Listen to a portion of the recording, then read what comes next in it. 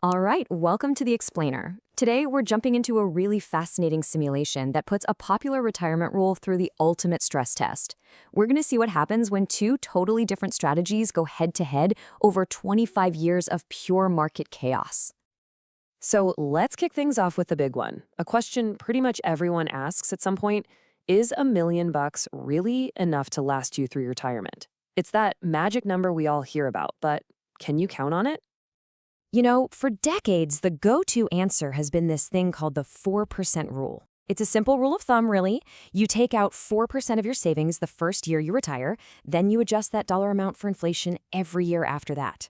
The theory is, your money should last. But what happens when you take that nice, neat rule and throw it into a real-world trial by fire?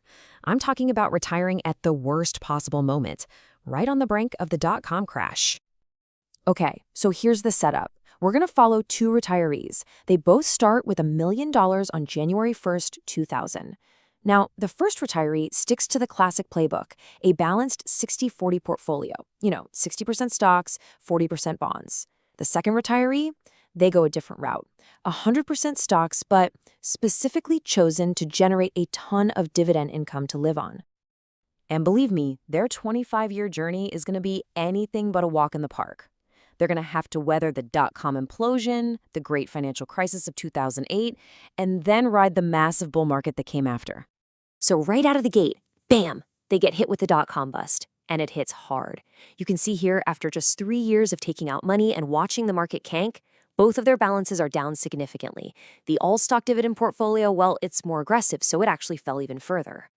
Okay, but this is where it gets really interesting, and it's something you won't see just by looking at the balance.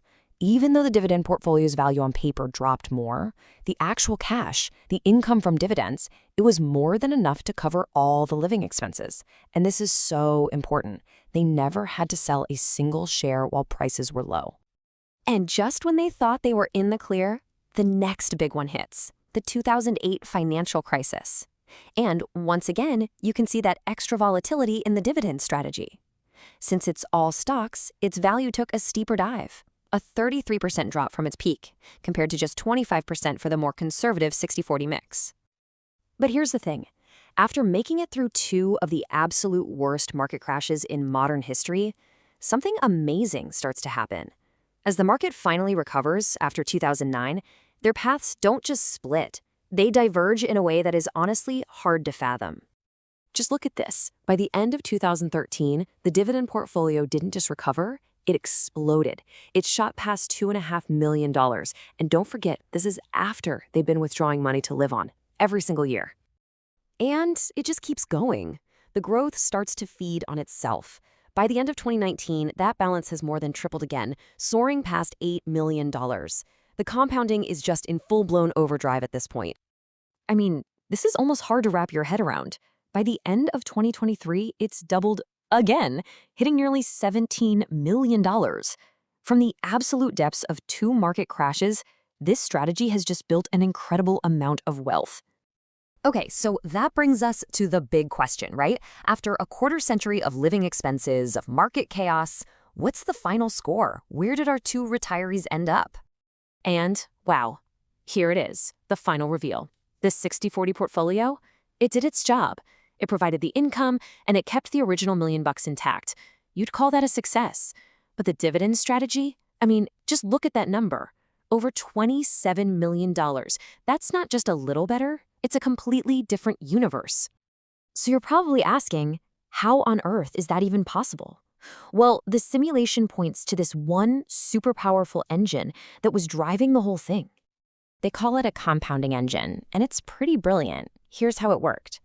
Eventually, the dividend checks coming in each year got bigger than what the retiree actually needed to spend. So all that extra cash, it was immediately plowed right back into the portfolio to buy more shares. And of course, those new shares started generating their own dividends, creating this incredible self-fueling loop of growth. Now, let's be fair, it's super important to remember that both of these strategies actually won, in a way. They both did the number one job of a retirement plan.